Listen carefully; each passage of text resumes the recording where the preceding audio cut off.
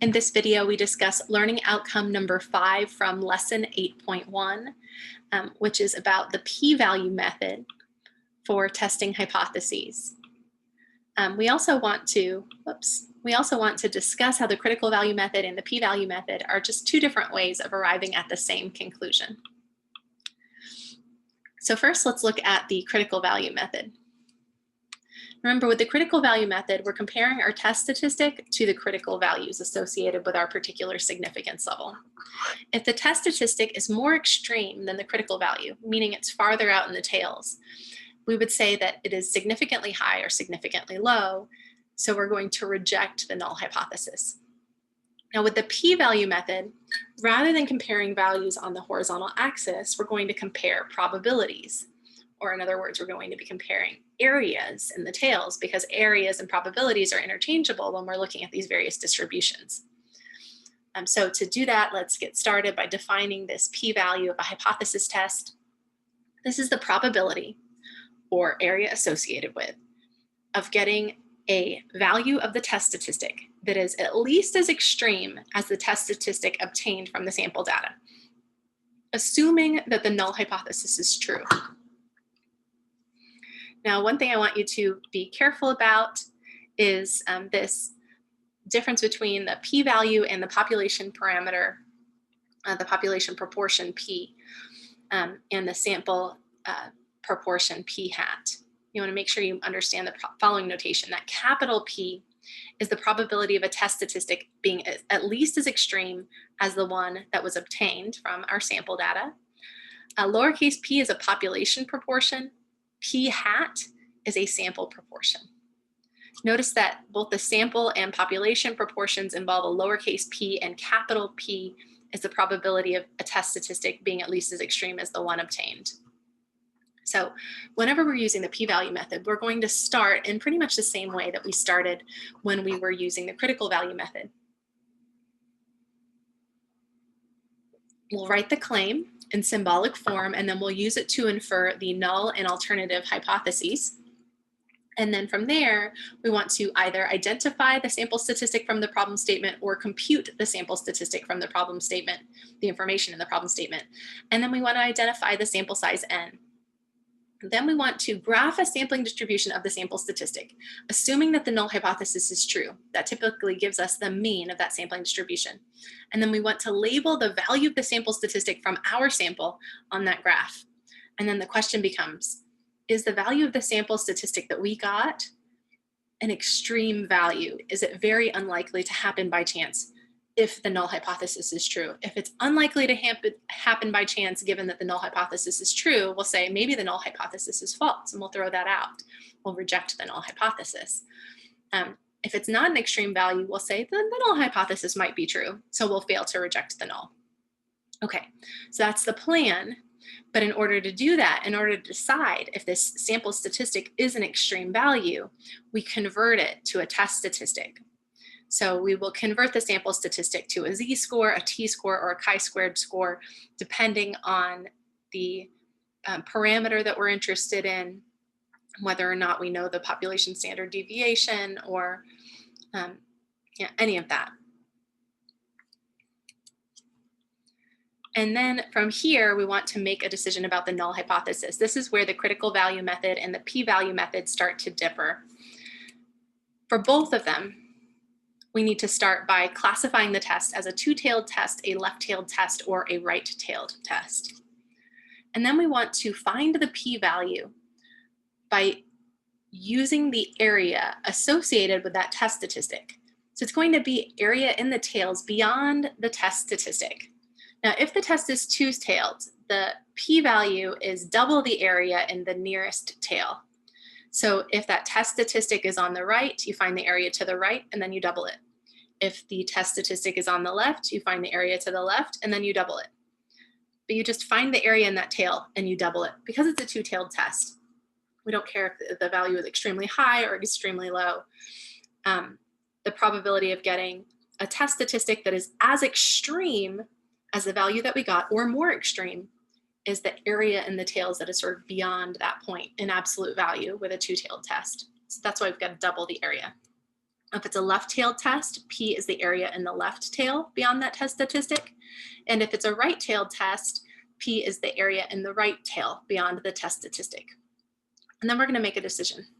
We're going to say that if that p-value is less than or equal to alpha, which is our significance level, and remember, alpha is also the area of that critical region that we talked about when we were using the critical value method, then the value of the test statistic is significantly high or significantly low, which means that the value of the corresponding sample statistic is significantly high or significantly low, given that our hypothesis, our null hypothesis is true. And so we say, okay, something that is supposed to be rare is actually happening.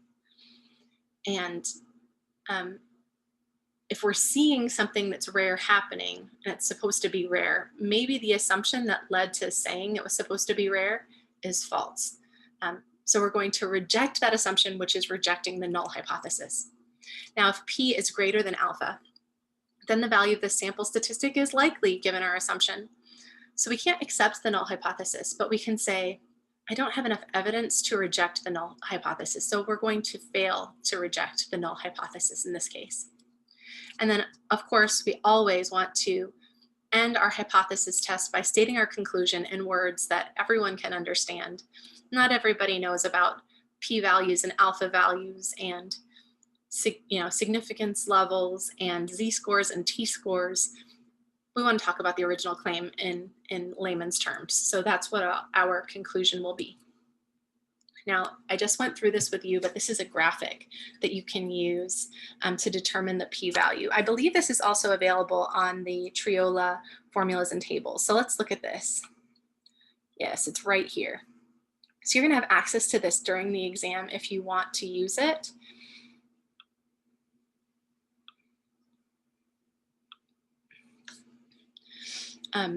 But this is just walking you through what I said on the last slide, excuse me. If it's a left-tailed test, the p-value is the area to the left of the test statistic. So you just find the test statistic and you find that area in the left tail. If it's a right-tailed test, the p-value is the area to the right of the test statistic. So you find the test statistic and you find the area beyond that to the right. Now, if you are dealing with a two-tailed test, then you say, well, it really depends. When you're finding that p-value, it's going to be twice the area to the nearest tail. So if your test statistic is on the left side, you find the area on the left and you double it. Now, if your test statistic is to the right of the mean, then you find the area to the right of that test statistic and you double it. And again, the p-value is that area under the curve, but it's the area associated with test statistic values that are as extreme as the one that you got or more extreme than the one you got. That's why we want the area in the whole tail. Now, when you're talking about a two-tailed test, the values that are as extreme as the test statistic and more extreme are these areas on the far right, if it's a right-tailed, or if the test statistic is on the right, plus the exact same area, or plus the test statistics that are associated with the exact same area in the mirror image on the left, because those values of the test statistic would be as extreme as the one that you got as well. And when you're doing a two-tailed test, you don't care if your value is too high or too low, if it's significantly high or significantly low. We're going to say that that's significantly different than the mean, or the mean assumed in the null hypothesis. So that null hypothesis must be wrong. Okay, so that's how we find our p-values. And we did talk about this decision criteria for the p-value method, but I wanted to go through it again with you.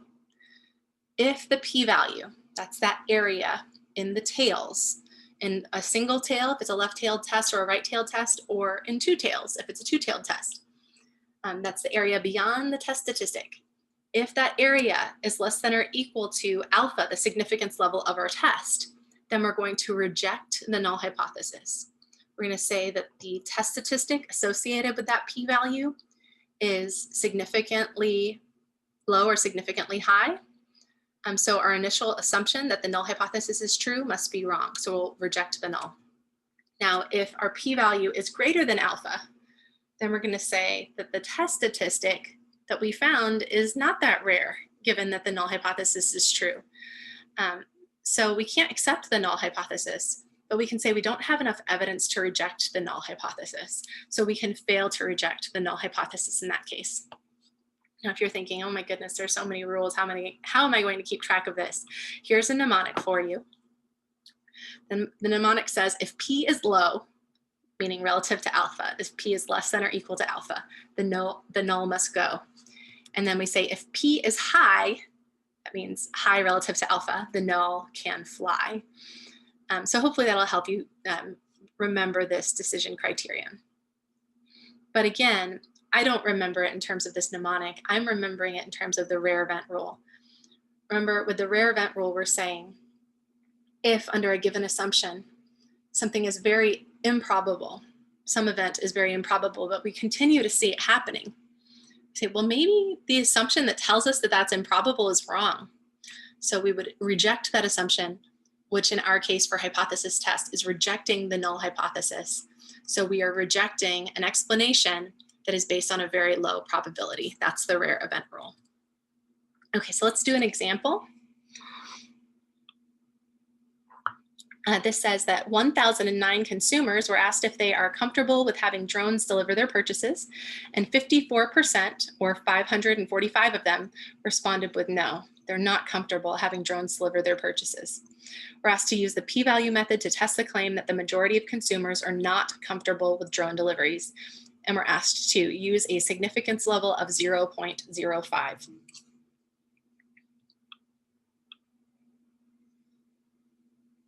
The first thing I do for any test like this is I state the claim in symbolic form. And then once I've stated my claim in symbolic form, then I come up with the null and alternative hypotheses. So I'm going to share my paper with you so I can show you how I would walk through this on a piece of paper.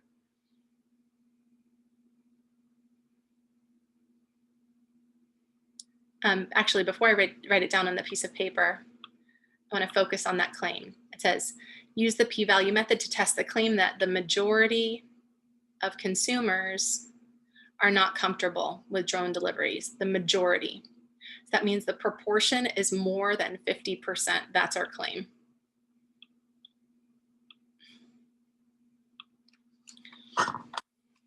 So the first thing we do is we write that down.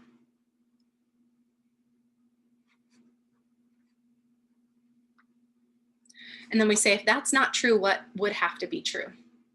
Well, then if P is not greater than 0.5, P would have to be less than or equal to 0.5. Then when deciding what the alternative and null hypotheses must be, we look at these two and we look for the one that does not contain the condition of equality. This has a less than or equal to sign. So that means P can be less than 0.5 or equal to 0.5. So this one does contain the condition of equality. The other one is our alternative hypothesis. So the alternative hypothesis, denoted by H1, wow, it's very bright today, is P is greater than 0.5. All right, so we've got that. And then the null hypothesis always comes from looking at that alternative hypothesis and just replacing that greater than sign or less than sign or not equal to sign, whatever that sign is, you're going to replace it with an equal sign. So that's the null. Oops.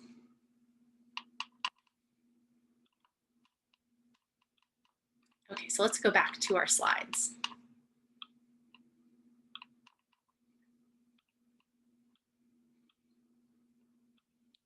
And then we want to identify p hat. In our sample, 54% of the consumers that were asked told us that they were uncomfortable having drones deliver their purchases. So 54% said no. So p hat, that's the sample proportion, is 0.54. And the sample size is that 1,009. Then we sketch the sampling distribution of p hat. That's imagining that you keep selecting samples of size 1,009 every time you ask all of those folks, all 1,009 people, if they're comfortable having drones deliver their purchases, and you compute a p hat. And then you ask other people, and you compute a p-hat, and you just keep selecting 1009 people. You do this in all the possible ways that you can, and every time you compute a p-hat. And then you look at the distribution of that. That's this distribution over here. Now, when we draw this, we're always assuming that the null hypothesis is true. So we're assuming that the mean of the sample proportions is equal to the population proportion. That's just a property of sample proportions. It's an unbiased estimator. And then we're assuming that that population proportion is the value from our null hypothesis. So we're assuming that the population proportion is actually 0.5, which means that half of the consumers are not comfortable with drone deliveries and the other half are comfortable with drone deliveries. So we put that on our graph, that's our mean. And then we say to ourselves, okay, if that's true, if half are comfortable with it and half are uncomfortable with it, how rare is it to get a sample proportion of 54%? Or how rare is it to find 1009 consumers and then have 54% of them say that they're not comfortable with it? Is this rare? If it's rare, then we may reject the null hypothesis and say, that assumption must have been wrong. If it's not rare, we'll say the assumption may be right, and so we're not going to reject the null. Okay, so we've done all of that, and now what we want to do is we want to normalize this distribution. What we have over here is a standard, or excuse me, a non-standard normal distribution with a mean of p equals 0.5. What we want is a standard normal distribution.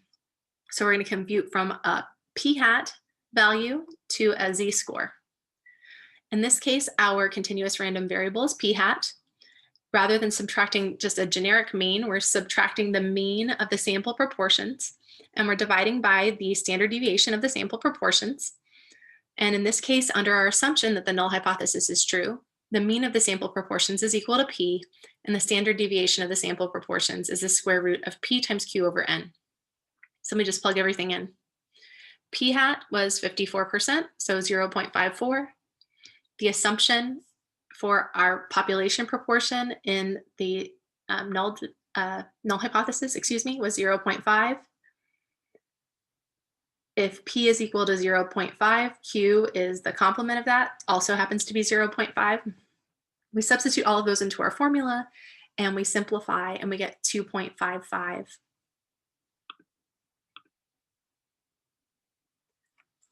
Now, I just want to show you how to do this on your calculator. So we have this. We're converting from that p-hat value, that sample proportion, to the corresponding z-score.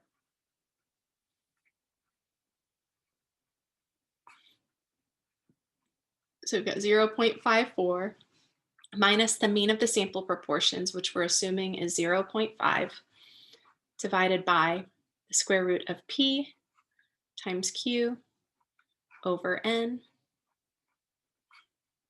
And again, I'm just using this formula.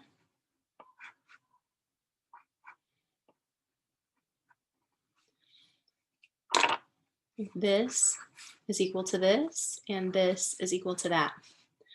Okay, and so now I want to evaluate that, but a lot of students will know that that's what they're supposed to do, but make calculator entry errors. So I wanted to show you how to do that on your calculator. It's actually pretty simple. I like to do this denominator first. So I'll do 0.5 times 0.5 divided by 1009, and then we'll take the square root of the answer. That's the denominator.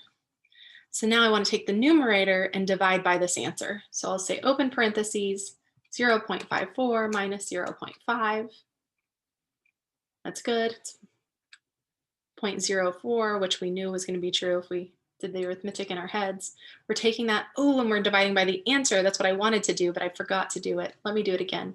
So we did 0.5 times 0.5 divided by the sample size, 1009, take the square root. Okay, now I want my numerator divided by that answer. So I'll open parentheses, then do the numerator, divided by the last answer.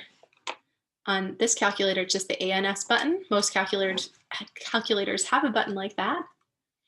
And we get about 2.54. And for some reason on my slides, I've got 2.55, but I guess it should be 2.54. Maybe I made an arithmetic mistake the first time. Okay, so let's go back to our slides.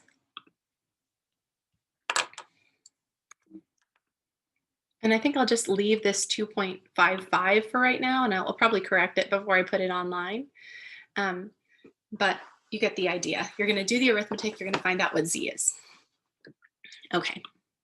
And then you want to find the p-value associated with that z-score. Now I'm going to assume that this 2.55 is appropriate because I don't want to have to change all of my slides while I'm making this video right now.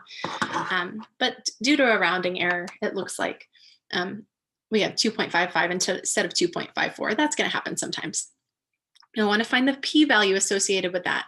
So the p-value, again, is the area beyond this sample proportion.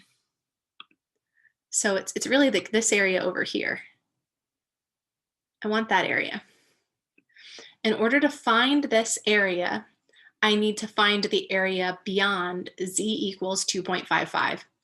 So the probability that p is greater than, or p hat is greater than 0.54 is the same as the probability that z is greater than 2.55.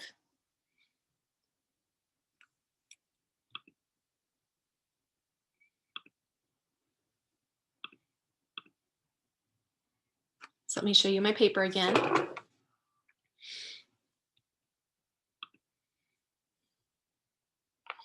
So this is what we've got. Here's p hat equals 0.54. We want that area. Well, it's the same as the area that z is greater than 2.54 or 2.55 with the difference in rounding that I originally did when I computed that z-score for the slides. Now the area, the p-value for a right-tailed test is that area right there. So that's p, and that's the same as that p. So what we're saying is, what is the probability of getting a p hat value that's greater than 0.54? That's the same as the probability of getting a z-score that's greater than 2.55, but that's an area on the right. It's an area to the right of that z-score. It's not an area to the left. So in order to compute that, I need to take 1 and subtract the area to the left because I've got areas to the left in my table A2, not areas to the right. And I can also find areas of to the left using Excel without, I cannot find areas to the right using Excel, not directly. Okay, so that's what we're doing. We're finding this area beyond p hat equals 0.54, which is the same as the area beyond z equals 2.55. And in order to compute that, we need to do this 1 minus the area to the left. Okay, so now we want to find that area. Since our alternative hypothesis is that p is greater than 0.5, this greater than sign, notice that it points to the right. That means we're going to deal with a right-tailed test. Again, we're trying to find just this area right here, and that area over here is going to be the p-value.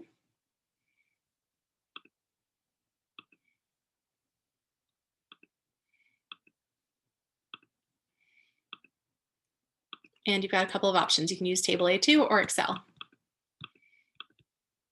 So using table A2, as we just discussed, the p-value is going to be the probability that z is greater than 2.55, which is 1 minus the probability that z is less than 2.55, and this probability can be found in table A2. So let's use table A2 to find it. It looks like that probability in table A2 is 0.9946. Let's actually show that that's true. So we would go over here to positive z-scores. And I'm looking for z equals 2.55.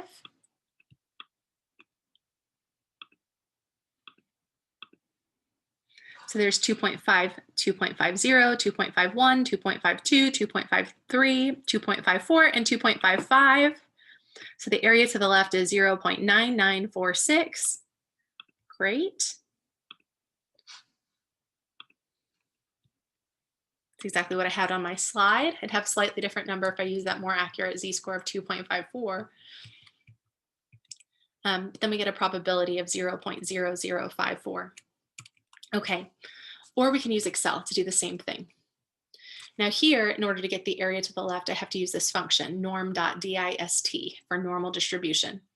We type the z-score, the mean and standard deviation of a standard normal distribution, which are 0 and 1. And then we always type true because we want area to the left. So I would go to Excel. This is what I get. I say equals norm.dist for normal distribution. Type the z-score, 2.55. The mean of the distribution is 0. The standard deviation is 1. And cumulative, we want to say, is true, area to the left. Now, again, whenever you're doing this, as soon as you open those parentheses, it tells you, Excel tells you what you're supposed to enter. You're supposed to enter an X value. In this case, it's a z-score, the mean and standard deviation of that normal distribution, and then the cumulative, we always say true because we're always looking for area to the left. Okay, now that is area to the left. We wanted area to the right. So area to the right is 1 minus the area to the left. And when we round to 4 decimal places, we get 0.0054, which is exactly the same value that we got using table A2. Okay, so we know that this area, way out here in the right tail, this area is 0.0054. Now we want to compare that to alpha. Our significance level alpha is 0.05. That was given in the problem statement. And then we just say, well, how does 0.0054 compare to 0.05? Well, 0.0054 is clearly less than or equal to 0.05. So P is less than alpha. So the probability of getting a p-hat value of 0.54 or a p-hat that is greater than that is less than 5%, basically, if we convert to a decimal, or excuse me, convert to a percentage. The probability of getting a p-hat value of 0.54 or greater than 0.54 is about 0.54%. It's just a little bit more than a half of a percentage point. So getting a p-hat value that's that high, given that the population proportion is 0.5, is very rare whenever we're talking about having a sample size of 1009 as well. So in this context, p-hat equals 0.54 is significantly high. It's a very, very rare value provided the null hypothesis is true. So we're going to say, well, maybe the null hypothesis isn't true, because if we're getting values that are extremely rare or should be extremely rare, but they're actually happening, well, maybe the assumption that told us that they should be rare is wrong. And the assumption that told us that that value of 0.54 is associated with a low probability is the assumption that the null is true. So we're saying that there's something that's supposed to be rare, but it's actually happening, so our assumptions must be wrong. So we're going to reject the assumption, which is rejecting that null hypothesis. Okay, after all that, you say, okay, what does that tell us about the original claim? Now, the original claim was about drone deliveries. And the claim was that the majority of consumers are not comfortable with drone deliveries. What does this hypothesis test tell us? Well, if we're rejecting the null hypothesis, what we're saying is that sample evidence suggests that that population proportion is not equal to 0.5. Now, if we're saying that that evidence suggests that the population proportion is not equal to 0.5, that supports the original claim that the majority of consumers are not comfortable with drone deliveries. Now, there are a couple more ideas that I want to cover with you before we end this video. We're going to talk about wording the final conclusion, and we're going to talk about the similarity and difference between the critical value method and the p-value method, and we're going to see that they're just two different ways of saying exactly the same thing. So a lot of students need help wording that final conclusion. So there are some slides that are going to be used to help you. There's also a chart. It's kind of a it's a flowchart graphic on the Triola formulas and tables that you'll have access to during our exam. So there are 4 possible circumstances and 4 possible conclusions depending on the original claim and then the result of the hypothesis test, whether you're rejecting the null or failing to reject the null. Now, notice that when you look at the next slide, only the first case associates or uses the wording support for the original claim. All the others do not involve supporting the original claim. So here are the possibilities. So in the first 2 cases, we're talking about a claim that does not include the condition of equality. So the claim is not associated with the null hypothesis. Now, if we're saying that the claim does not include the condition of equality, and then we reject the null, which did include the condition of equality, we're saying in that case, there's sufficient evidence to support the claim that the original claim is whatever it was. That is the case that we just looked at. Our claim was that the population proportion was greater than 50% or 0.5. And then we looked at the hypothesis, the null hypothesis that the population proportion was equal to 50%. And then we said, this sample statistic is significantly high given that assumption. So that assumption must be wrong. So we threw out that assumption and we said, okay, the population proportion is not equal to 0.5. So the evidence supports the original claim. Now, if the original claim did not contain the condition of equality and we fail to reject the null, in that case, that would be like doing exactly the same thing and getting a sample statistic p hat that was not significantly high. So we might have a claim that the population proportion is greater than 50% or 0.5, but then we might say, well, that sample statistic could easily have occurred due to chance if the population proportion is 0.5. So we can't accept the null, but we can fail to reject the null in that case.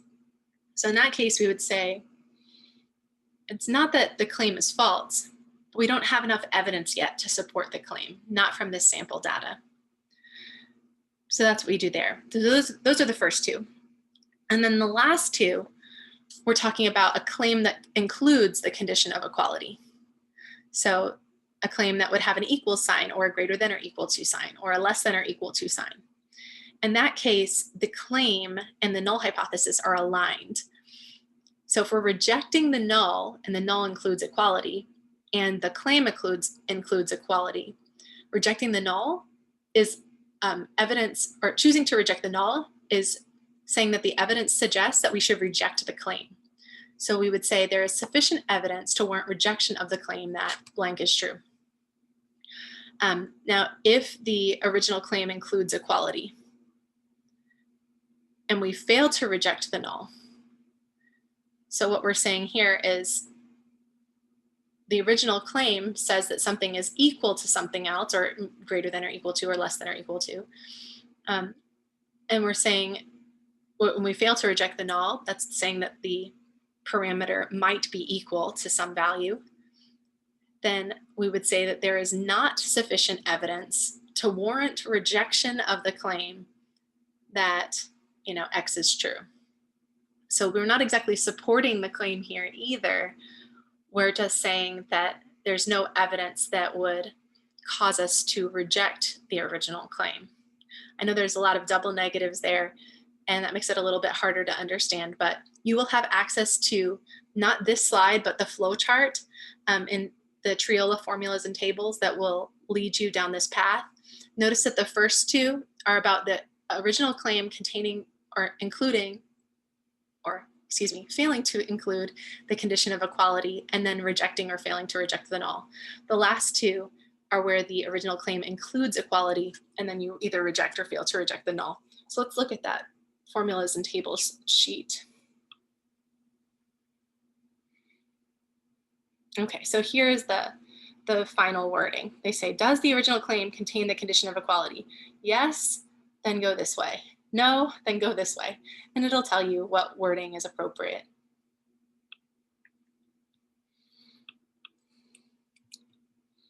Okay, finally, I want to talk about the critical value method and the p-value method.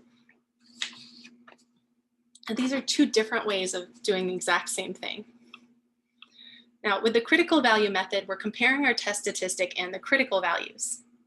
And we say that if the test statistic is more extreme than the critical value, then that test statistic was significantly high or significantly low. And that means the corresponding sample statistic was significantly high or significantly low. And that means it's rare, and it's happening under, or it's supposed to be rare under the assumption that the null is true, but it's actually happening. It's happening more often than we think it should, or than we think it ought to, given that probability. So we reject the null. We reject that underlying assumption that told us that this event was supposed to be rare. So we are comparing a test statistic to a critical value with the critical value method. Now with the p-value method, rather than comparing those values on the horizontal axis, we compare probabilities. Those are areas in the tails. If the area in the tail beyond that test statistic, which is the p-value, is less than the area of the critical region, which is always given by alpha, the significance level of our hypothesis test, then we reject the null. My point with this slide is to say that if the test statistic is in the critical region, well, then the corresponding p-value is going to be less than alpha, which is the area of the critical region. In both cases, we reject the null. In order to talk more about this, I want to show you my paper. I think it'll be easier to understand when you see some pictures. Okay, so let's talk about the critical value method again. So remember how this works. We start with a sampling distribution. And just to have a concrete example, or a slightly more concrete example than talking about sample statistics in general, let's talk about sampling distribution of sample proportions like we did in the last example. We know that if the sample size is large enough and under other conditions as well, that's approximately normal. And the sample proportions, p-hat are an unbiased estimator of the population proportion. So the mean of the sample proportions is equal to the population proportion. Now with this picture, whenever we draw it, we want to assume that the null hypothesis is true. So this is going to be equal to some value. In our last example, this was equal to 0.5, because that was our null hypothesis. And then we said, okay, p-hat was equal to 0.54, saying to ourselves, is that rare? Is it rare to get a value of p-hat that's equal to 0.54 when our sample size is 1009, and provided that we're assuming that the true population proportion is 0.5? How rare is that? In order to figure out how rare that is, we convert from this sampling distribution of sample proportions, which is a non-standard normal distribution, to a standard normal distribution. And the way we do that is we calculate a z-score. Now over here, instead of having a mean of 0.5, our mean is going to be 0. And then this value of p-hat is going to correspond to this test statistic z. I'm going to call it z sub test. But it's just a z-score. Now remember way back when we first started talking about z-scores, we said let's take the x value, the original value, subtract the mean, and then divide by the standard deviation. Well, in this case, the continuous random variable is not an x, it's a p-hat. And then we're subtracting the mean of the sample proportions, and we're dividing by the standard deviation of the sample proportions. And under our assumption, the mean of the sample proportions is equal to p, and the standard deviation of the sample proportions is p times q over n. So we substitute p equals 0.54 into the formula, we substitute in the value for p and q and n, and that gets us from this p-hat to this z-score. This area over here is equal to this area over here. I tried to draw them the same. They don't quite look the same, but they're the same. Now, when you are doing whenever you're using, the critical value method, after you compute that test statistic, the next thing you do is you compute the critical values associated with that significance level alpha.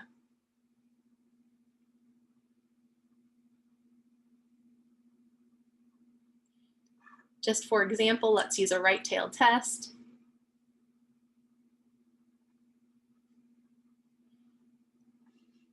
So that means I want the area to the right of that critical z-value to be equal to alpha. So this area is alpha. So the critical z-value is the same as z sub alpha, the z-score with an area of alpha to the right. And then we look at this. Now, with the critical value method, there are two different ways to state how we decide whether to reject the null or not. There's one way that says, if the absolute value of our test statistic is greater than the absolute value of that critical value of z, well, then that means that this test statistic is farther out in the tails than that critical value. So that means it's even more rare than the critical value. So since it's more rare, it's associated with a low probability. And so we're going to say that that's very unlikely to happen given the null is true. The null hypothesis is true, so we're going to throw that out. So if this number is greater in absolute value than this number, which just means that it's farther out in the tails, then we reject the null. Or you can think of it this way. This is the critical region. This whole blue region is the critical region. We can say if z test is in the critical region, that means our test statistic is significantly high in this case for our right-tailed test. So it has a very low probability associated with it, and therefore we're going to reject the null hypothesis, which is what implied that that probability was very low. If it's happening and the probability is supposed to be low, well then maybe the assumption that led to that probability being low is false. Okay, so that's the critical value method.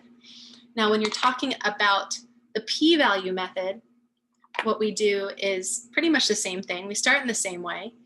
We find our p-hat. We're thinking of it in terms of the sampling distribution of sample proportions in this case. And then we find the corresponding test statistic z.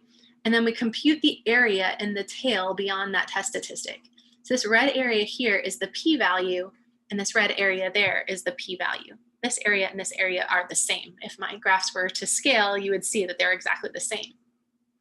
Now with the p-value method, you take your p-value and you compare it to alpha. If p is less than or equal to alpha, we reject the null. If p is greater than alpha, we fail to reject the null. But what I want you to see is that if p is less than alpha, so we're saying that this area is less than this area, well then that test statistic z is going to be more extreme than that critical z-score. So the critical value method compares the test statistic to the critical value of z. With the p-value method, we're comparing this area to this area. But if this is more extreme than this area will be smaller than that area. So in either case, if this is more extreme than this, you reject the null. And if this area is less than that area, you reject the null. They're two different ways of saying the same thing. So I want you to see that they're just equivalent. It's just a matter of preference, which one you use. Now the p-value method, my understanding is that the p-value method is used more often in the research because it's associated with a probability rather than just comparing these values on the horizontal axis. But comparing values on the horizontal axis will lead to the same result as comparing those probabilities, those areas under the curve. So either way, we're going to get the same answer. It just depends on how you want to look at it. Do you want to compare these guys or do you want to compare these guys?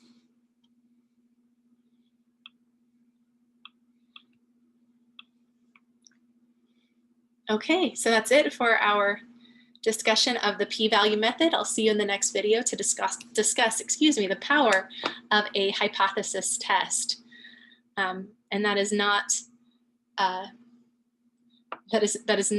subjective label. The power of some hypothesis tests. It's actually quantified in terms of 1 minus beta, where beta is the probability of a type 2 error. But we'll talk about that next time.